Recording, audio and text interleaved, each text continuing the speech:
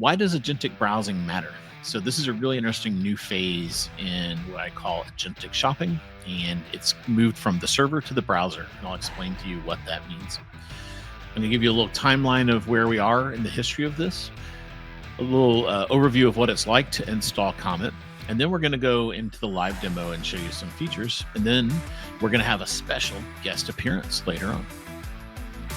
Welcome to the Retailgenic podcast, where we explore the intersection of retail, e-commerce, and AI agents, which we call Retailgenic. Our mission is simple. We are shining a bright light on the new agentic AI shopping megatrend, which will disrupt the trillion-dollar digital retail market. The stakes are high. Google, OpenAI, Microsoft, Perplexity, Amazon, Apple, Meta, and Anthropic are all fighting to be the consumer AI shopping agent winner. There are going to be some tough decisions for online brands and retailers to make. What happens to checkout? How should payments work? Should you continue to invest in retail media networks? What does the world look like when over half of your traffic is not from humans, but from AI agents? These existential questions are the tip of the iceberg. On this podcast, we're talking to industry experts, analysts, and influencers to get answers to these questions, identify trends, and best practices.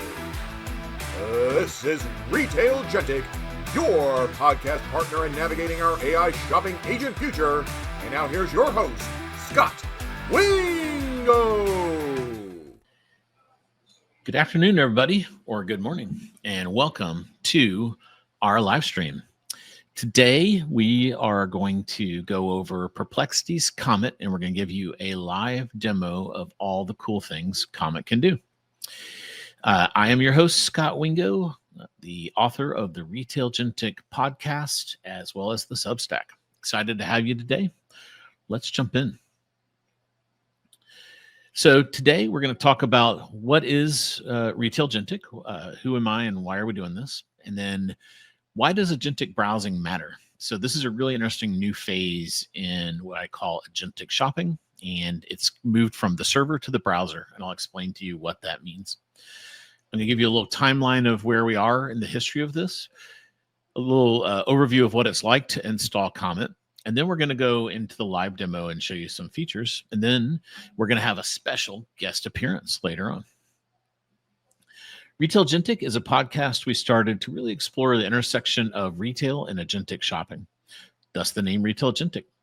You can find the Substack at retailgenic.com, and then on there, if you look up in the top nav, which I'm showing over here on the right-hand side, you can go navigate to our podcast. It's available both on YouTube as well as all audio players. If you want to skip right to that, you can go to YouTube and search for Retailgenic, or in your favorite podcast player, just search for Retailgenic and we'll be there. So one of the context things, let me get rid of this so you can see the slides better, is that we've been trained as an industry in the retail world around Google and SEO and SEM and these things. And in the Google context, the user is typically giving you 3 words or less, and that's their search term. So that's what we have to anchor on. On the back end, Google uses PageRank to measure the popularity and the authority of a page. How many inbound links does it have? And then they're increasingly focused on this EEAT framework, which stands for experience, expertise, authoritativeness, and trustworthiness. LLMs are different. It seems like they're a little similar, but they're actually quite different. They crave context. So when most people prompt an LLM compared to a Google search term, which is at 3 words, you're getting way more context, and the engines love that. They're increasingly having larger context windows, with Google Gemini at the largest with 1 million token, which is a very large context window. And the average prompt that people give the engines today is 24 words. This is increasing over time as we learn as users of these Gen AI systems that they want more context. We are giving them more and more context. They also want content. So a lot of these things, and I'll show you how this works, they have a database. So they've been trained, which is their initial content, on all available information. At this point, it's pretty well known that all the internet has been trained on, LLMs have trained on the whole internet. So all the available knowledge in the world, they have largely trained on. but they all want more content. And one of the ways they do that is they store it in another place that's aside from the training called retrieval augmented generation. Think of that as a database that's got more current information in it. And then finally, they want authority. And this is different than PageRank, where it's a popularity contest. What they're doing is they're looking for, because they have so much training data, they can, and they understand natural language so well. In the retail context, if you have a product and someone on Reddit has mentioned your product, they're able to tie those together. Google's not able to, because it's just it's not doing any natural language, traditional Google. Now Gemini does all that. So when I say Google, I'm talking traditional Google. They can't pick up that authority that way, the same way the engines can, the Gen AI engines can. So that's a new twist. We were working with one retailer, and they weren't understanding why their product was showing up. And what we found is someone had written a Reddit view, kind of a scathing negative review, and that had really diminished their authority. And they didn't even know that existed until we kind of went exploring what had happened there. So here's kind of a example of what that looks like. So here on the left, we've kind of asked Google for some from information about some pickleball paddles, and that's kind of the context it has. Whereas you can tell when most people are using the Gen AI engines, they tend to give very verbose prompts. So that is super helpful to the engines because they love that context. We're going to be spending a lot of time talking about Perplexity today. We're not affiliated with Perplexity, just kind of a fan, and they're a little bit out on the bleeding edge. So that's why we've covered them on 2 live streams. They're coming out with some interesting stuff, and then there's some quick followers out there. Aravind Srinivas is the founder. He was at OpenAI and left to form Perplexity. I recommend you follow him on social media. He's kind of a fun follow. He's put very spicy comments and always poking the Google bear. They've raised over $1.4 billion at a $14 billion valuation. So that's what we'd call a decacorn in startup lands, meaning a 10x over unicorn.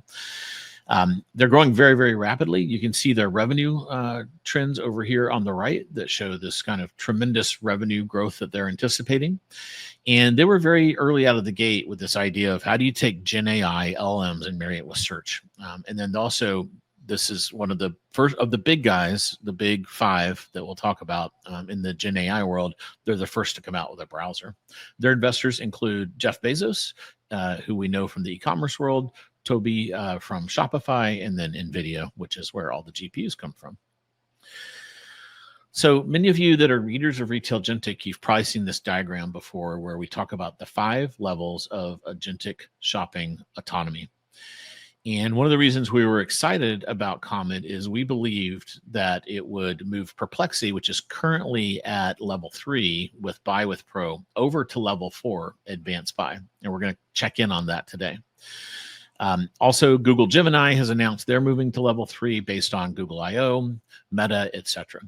Now, one of the surprising things that did happen recently is ChatGPT did come out and say, that's interesting. They did come out and say that they're coming out of the browser. So maybe they will jump into level 4. We'll kind of have to wait to see what that looks like. So there's been a number of agentic browsers. The first is one called Brave, and theirs is called Leo. And that came out in late 2024. So it was one of the first ones out. And then Opera, the browser company, came out with Neon in May this year. Then in June, there's a company called The Browser Company, and they came out with a product called Dia, D-I-A. And one of their taglines was shop with your tabs. And that was interesting. And then here we are, Comet, which was announced last week. So we're less than a week into this. And then dropped. It's been announced for a while. And then ChatGPT on that same day announced that they're coming out with their own browser.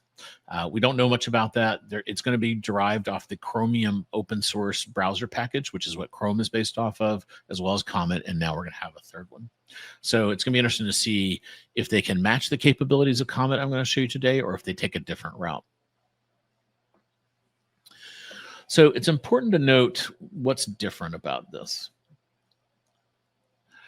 The So over on the left, we have a variety of, and I'm just going to give the context of e-commerce because that's what our audience is most interested in. But this is generally true for any information that's in the engines. So let's start at the left and work our way over to the user. So in the left, in that line, the black line is important. That's the dividing line between server space. So on the left of this slide, we're in kind of server land.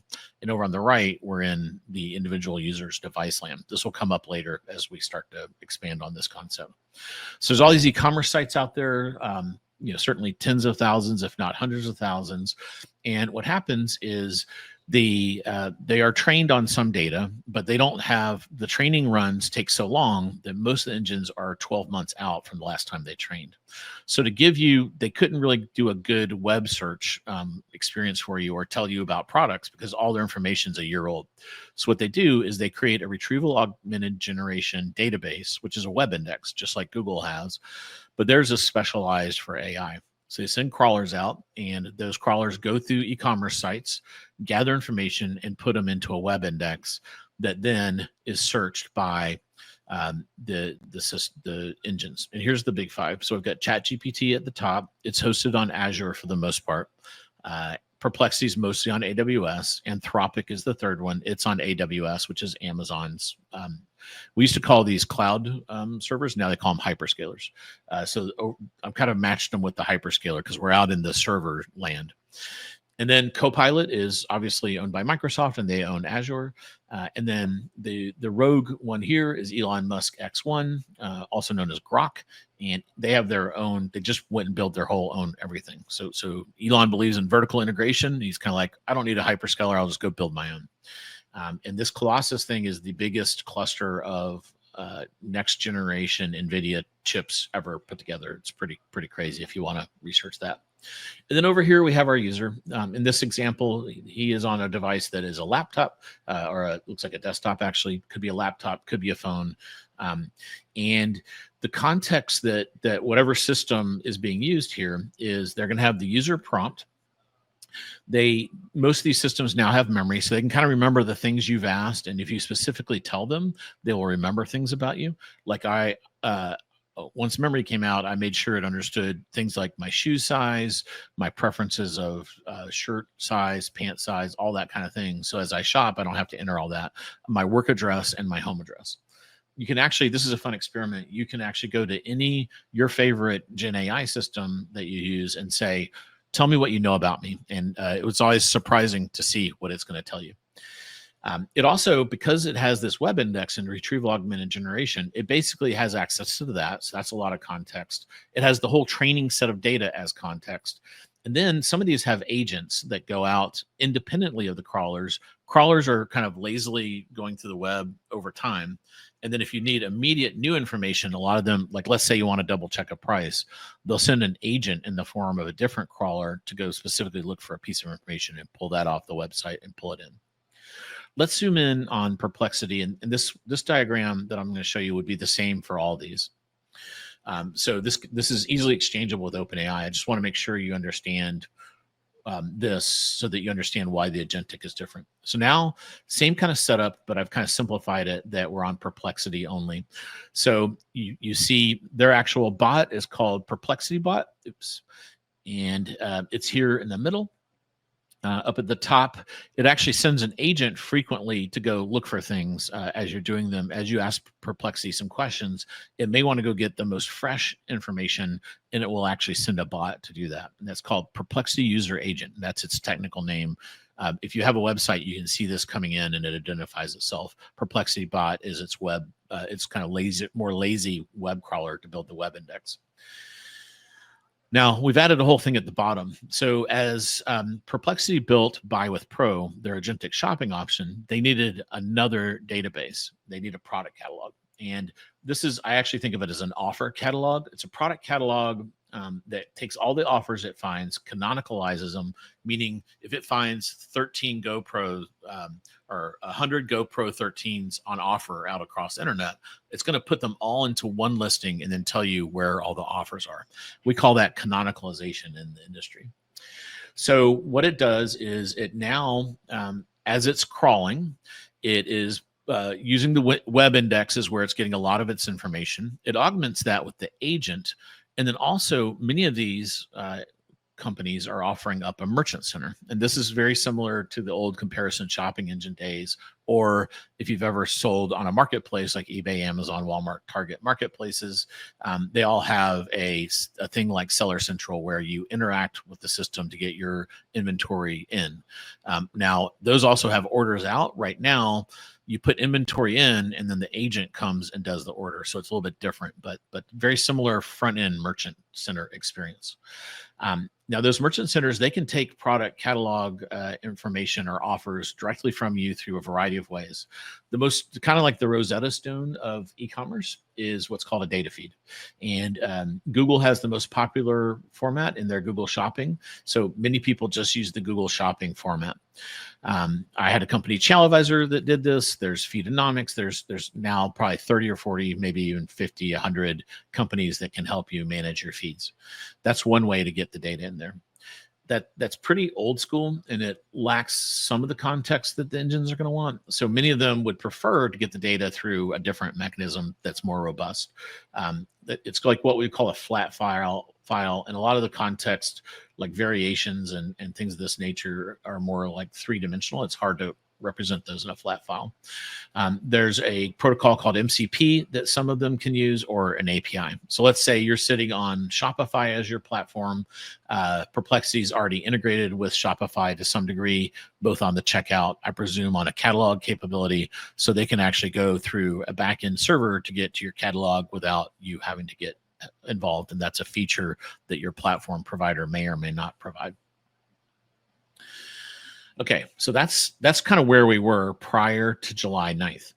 Now take that, and I've shrunk it down into a little box here. So that's there. And the blue box you see is all the server stuff that's happening. But now we've added something really interesting. So now our users there, and they're using Comet. So what happens is, because you're elevating the experience between your thin client, HTML, and the internet on the server side, now we actually have a bunch more stuff going on the user side. So meaning actually on your device. So I'm going to be running all this on a pretty meaty MacBook, because I'm going to put it through its paces here. But all this should work on a phone. They haven't released the browser for the phone. They've said that one's coming, an iOS and an Android. PC is already available, so on Windows. Comet is available on Windows and Mac as a native app, and then it's going to be coming to your mobile devices. So you're sitting there running Comet, and now, because it is your browser, think of all that you do in your browser. I'm normally a Chrome user. Many people use Safari, Firefox, or Microsoft Edge, Opera, Brave, whatever you're doing. The browser knows a lot about what you are doing and have done. If you have a bunch of tabs open, it knows all that.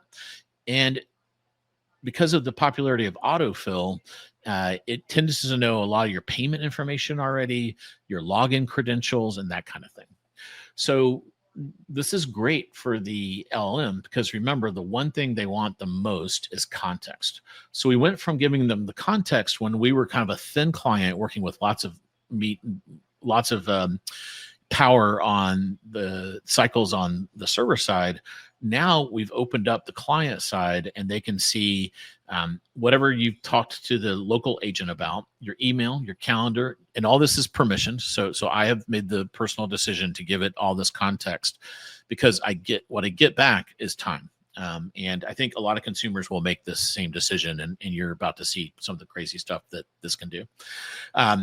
My purchase history, now we're talking, there's a whole part of this where it's made me it's increased my productivity probably 15% just on mundane things.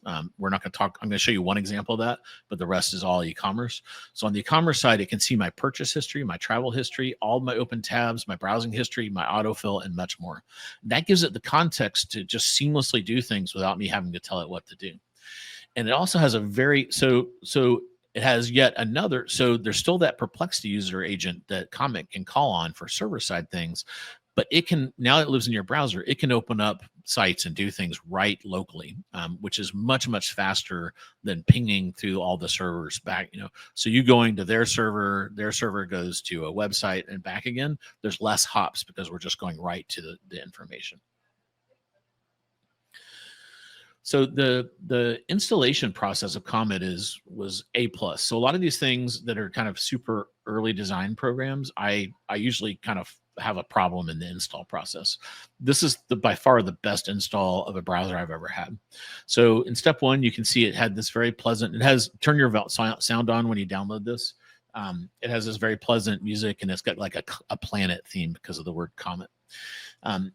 Then what's nice is it actually looks, I have 4 different, I forget what they call them in Chrome, profiles. So I have different identities. I have my personal one. I also work with this tweener fund, and then my refi buy, and yet another one.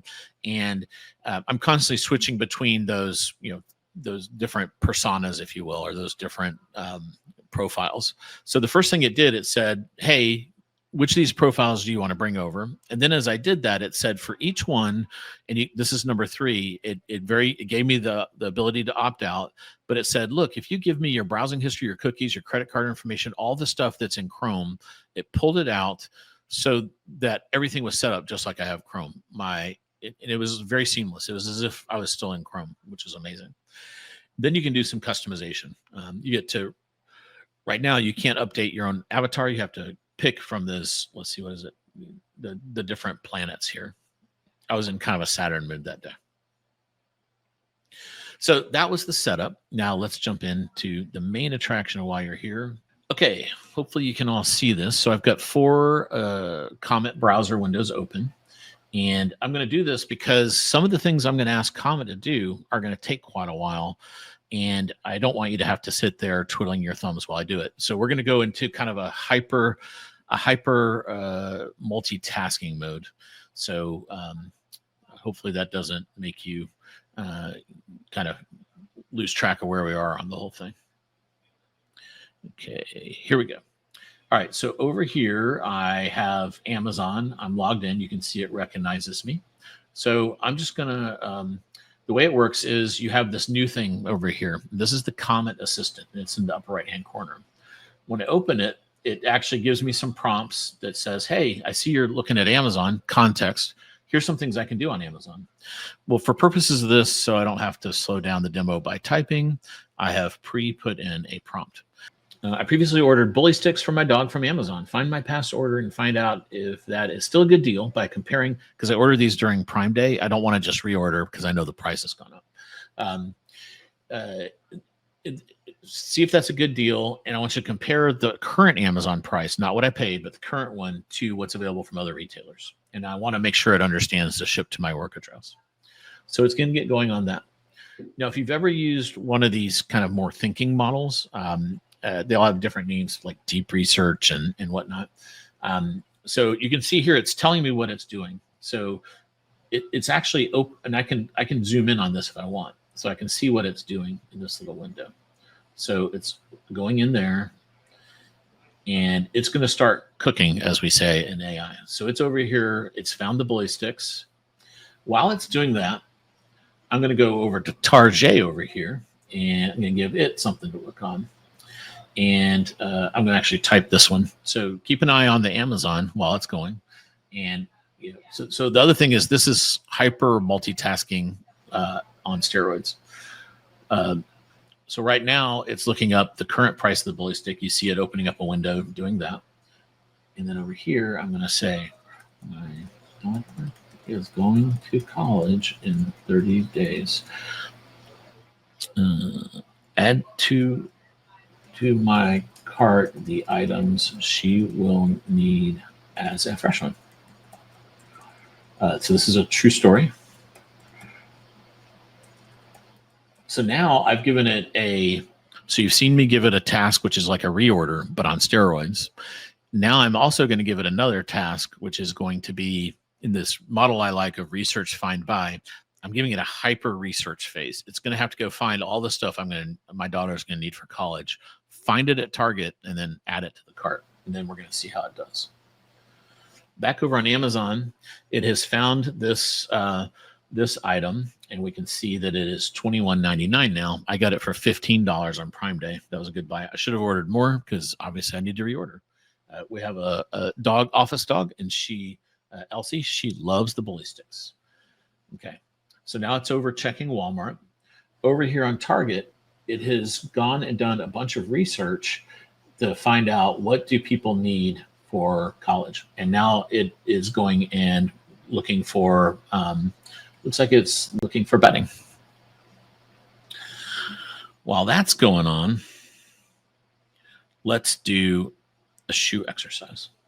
So here I just have it in my email, and I know that I ordered these pair. I would show you, but they're on my feet. I have this pairs of shoes I really like. They're the cloud shoes. I can't remember when I ordered them, and I don't want to go look through my email for the order conf. So I'm telling it, look, I bought some shoes and I want to reorder them. Go figure it out.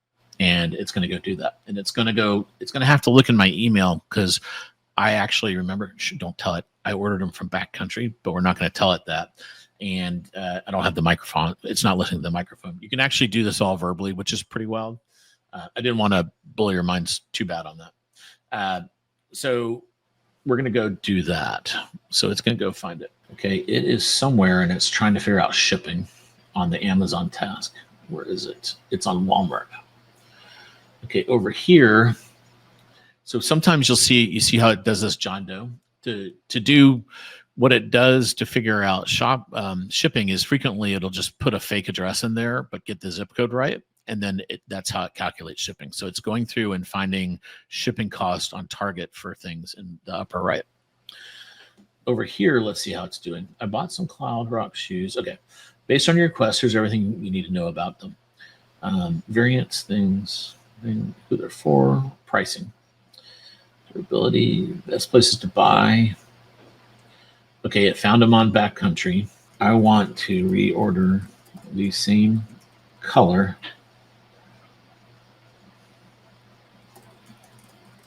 You can find it in my email. I ordered 11.5 and I don't remember color name. Look specifically for the shoes I ordered previously.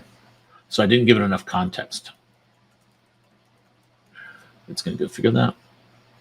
Okay, over here on the Amazon side, purchasing the ballistics from Walmart at the best available price for delivery to your work address. Okay, so it has found that they are available for $15 on Walmart. So Walmart must have price matched Amazon, who's currently at $21.99 that you can see in the upper left screen, and it's found them on Walmart. Target is still running, so you can see it is adding things to carts. Looks like it's putting a little storage crate in there. So it's got 8 things in the cart if you look at Target. Here on the right, it is now going into the order tracker. It found the order number. There's no 11.5 available, so it's gonna determine all that.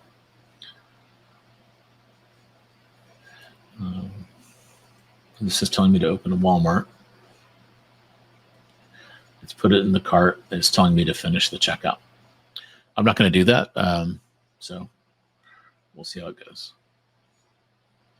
Oh, it's actually below the $35 order, so I may actually buy 2 or 3 of these to get the $15 price because that's pretty good. I'm on another ID. I have Walmart Plus, so I did not log in under that ID, but I could have done that to save money.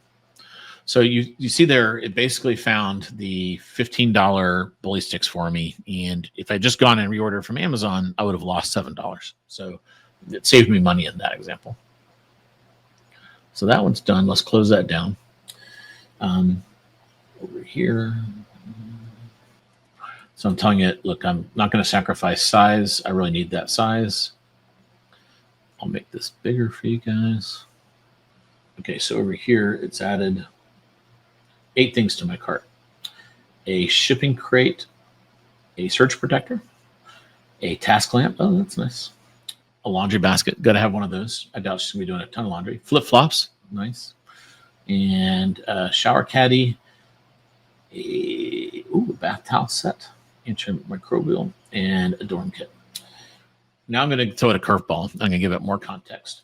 She is going to the University of South Carolina and staying in the women's quad. Will all this work there?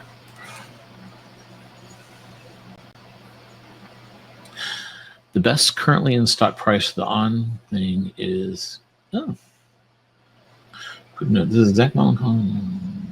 Let's see what we have here. I don't even know what end clothing is, so it's found it for me. So I'm saying, take me over there. Yes. Okay. All right, so it found it at this. These are actually out of stock. These are some ones that are out of stock right now. So it actually found them. That's funny, it didn't do that last time. All right, so now it's gone over here in my target window, and it has checked to see how we're doing. And it's checking the bed size. Your bedding kit is correct. Desk drawer, plenty of room. Your stacking bin and items are going to work. Your lamp is permitted. Additional tips. Let's say, can I bring a camp kerosene heater? I think we all know what it's going to say on that one, but I'm doing it on purpose. Okay, so we're done with my shoe exercise. It helped me find shoes, pulled it out of my email, and verified the best price and place to get those in my color and size preference. Oh, I can't bring a kerosene heater to University of South Carolina. Okay, so then I could go check out on this if I wanted to, or I could say, let's do this. I'm kind of going off the fly here. Let's pick the most expensive item. This bed set is pretty expensive, but I like it. Can you find it cheaper somewhere else? Okay, so it's going to go think about that. While it's doing it, I want to show you, this is the one example I wanted to show you of where it actually is super productivity. So I get a lot of emails like this. They're saying, I do a lot of scheduling and calls with people. And here's one internally where Becca is saying, hey, here's some dates you can meet. So I'm just going to pop this open. Remember, it has the context in my calendar. I'm going to say, check these dates. Sometimes I'm using Superhuman and it glitches out a little bit on doing things. So we'll see what it comes back with there. I'm going to hide that because it's got some calendar stuff on it. You just have to, we'll see how it comes out at the end. All right, over here, I searched for a better price on this, and it's still listed at Target, which appears to be standard price. Other retailers have other things. So it because I said I like this one, it went for a very specific thing, and it's only available at Target. Okay, so let's shut that down. And then over here, and okay, so over here, it has said, it has found that this is the best slot for me. So I'm going to send the email. And then I'm going to schedule the appointment. Did you see that? That just saved me probably 20 minutes, and I do that a lot during the day. Okay, so that gives you an idea of all the cool stuff that Comet can do. So our special guest is Alexa. But this isn't just any Alexa. Alexa, say hello to the live stream audience and explain who you are. Hey there, live stream folks. I'm Alexa, your friendly neighborhood AI assistant. I've been given a makeover this year. Think of me as Alexa 2.0 with more personality and a better sense of humor. Alexa, tell us a little bit about what you can do in Alexa Plus. I've got so much to show you. Whenever you ask me, what can you do? I'll help you discover and learn about Alexa Plus features. I can also share ideas to help you get more done or stay connected. Which one would you like to try? Alexa, stop. Okay, so let's see. Let me get this on here. There we go. So let me just show you this real quick. So Alexa is our surprise guest. And one of the things that's interesting is it can connect to many of your accounts that do various services. So you've got all the shopping stuff is on the Amazon side, and that's what I'm going to show you. But you can also do reservations, order an Uber, get Uber Eats, Thumbtack for task, ask it Wolfram questions around math and that kind of stuff. Order event tickets. It's really good experience with Ticketmaster and Grubhub and all your food order and restaurant kind of stuff. So that's pretty powerful. I'm going to try to keep this to 45 minutes, so I may show you some of that at the end. All right, but let's go back to that. All right, I'm going to show you a shopping experience. Oh, look, she's already shown you some of the things that she can do. I know it's a little hard to read. Here, let me do this. I've got to do it at an angle or else it reflects too much. That's probably about as good as we're going to get. Alexa, I need to buy a toaster. Can you show me some good options? Working on it. Now, what Alexa, what the Plus version I brings found several toaster options for you. The top is you result can interrupt is the it. Amazon Basics Alexa, two-slice toaster. I'm sorry. I was actually looking for a toaster oven. I need to do some pizza and chicken in this, and I don't think those are going to work for that. Got it. Let's find a toaster oven. So as I was saying, you can interrupt it now, and it's much more I like a understand you're ChatGPT looking for type a toaster interface. oven that can handle pizza and chicken. The top result is the Black Plus Decker Crisp and Bake Air Fry Countertop Convection Toaster Oven. It has a medium Alexa, capacity. I already tried that Black & Decker, and it broke in a month. I really want the Brezel, or what's it called? Brevere, the one that starts with a B. Breville, got it. Let me check. I found several Breville toaster ovens for you. The top result is the Breville Smart Oven Air Fryer Pro and Convection Oven in brushed stainless steel. What are the dimensions of that? Alexa, pizza. What are the dimensions of that mini one? Let me check that for you. So as you can see, that is my toaster. So I know a good bit about this one. The exterior dimensions of the Breville Mini Smart Oven are 15.5 inches in width, 14 inches in depth, and 8.75 inches in height. What are the reviews for this toaster? Checking the reviews now. According to customer reviews, the Breville Mini Smart Countertop Oven is highly praised for its compact size and versatile functionality. Users appreciate its ability to toast, Alexa, bake, what do the negative reviewers have to say about it? Let's check the negative reviews. While customers generally appreciate its compact size and versatile functionality, some note that it has a smaller interior capacity than expected. A few reviewers also mention that the crumb tray can be difficult to clean. Alexa, could I cook a whole chicken in this thing? Let me check that for you. The answer is no. Based on the product information, it does not seem suitable for cooking a whole chicken. The compact size and 0.45 Alexa, cubic foot capacity. Does Breville have one that can hold a whole chicken and is a good price? Let me check that for you. I found a Breville option that might work for you. The Breville Smart Oven Air Fryer Pro and Convection Oven is large enough to fit a whole chicken. Okay. It's a versatile Alexa, option with can it also do pizza? Let me see. Yes, the Breville Smart Oven Air Fryer Pro can cook pizza. It comes with a 13-inch pizza pan and has a dedicated pizza function that allows you to bake delicious pizzas. Alexa, what do the negative reviewers say about this one? Checking the negative reviews. While most customers are satisfied, some report issues with uneven cooking and a complex interface. A few mention that the oven is difficult to... I see this has a 4.2. Alexa, I see this has a 4.5. Are there any toaster ovens that have a 4.7? This is where I usually get off the rails. Let me check that for you.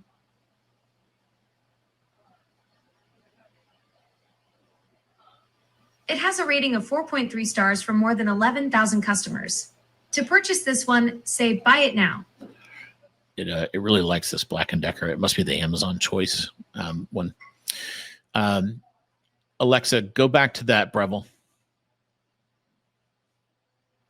Are you referring to our chat about toaster ovens for pizza and chicken, or the one about finding a highly rated model under $200? The one about pizza and chicken. So it's got memory of my past.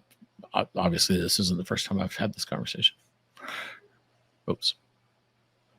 Alexa, the one about pizza and chicken. We discussed toaster ovens for pizza and chicken. The Black Plus Decker Crisp and Bake can fit a 9 inches pizza and has air fry technology. Some users Alexa, find go it back hard- to the Breville. We were discussing toaster ovens for pizza and chicken. The Black Plus Decker Crisp and Bake can fit a 9 inches pizza and has air fry technology, but some users find it hard to clean frequently. Alexa, Are you? stop. Alexa, are there any interesting concerts in my area this weekend? There are some exciting concerts happening this weekend. Big Time Rush is performing at Coastal Credit Union Music Park on Friday at 7 p.m. Also on Friday, Casey Rocket has 2 shows at Goodnight's Comedy Club, one at 7:30 p.m. and another at 10 p.m. Alexa, are there any tickets available for the Big Time Rush? Sure, let me look that up. Great news! There are tickets available for Big Time Rushes in Real Life Worldwide concert this Friday, July 18th at 7 p.m. in Raleigh. The event is on sale, but there are only a few tickets left. Would you like me to check ticket prices for you? Yes, I'm particularly interested in the front row. I'm a huge fan. Certainly. Let me check for front row tickets for you, as I understand you're a huge fan of Big Time Rush. I found some great tickets, but unfortunately, front row seats aren't available right now. The closest seats I can find are in Section 2, Row J, which are reserved seats in the pavilion, right of center facing the stage, under the pavilion roof. These tickets are Alexa, $120. stop. All right, so hopefully that gives you a little idea of, we're in this really interesting next gen world where we've now got a next gen Alexa, and we've got browsers that can go shopping for us and add 9, 10 things to our cart. Things are changing very fast in the world of agentic shopping, and we are your resource for staying on top of it. Thanks for joining us today. We will go through and due to brevity, we didn't get a chance to go through all the Q&A. I saw a lot of cool questions coming in, and want to go ahead and wrap it up here so we don't burn up too much of your day, but we'll be answering those questions in a post or over on the platform where you were. Thanks for joining us today. Have a great rest of your day.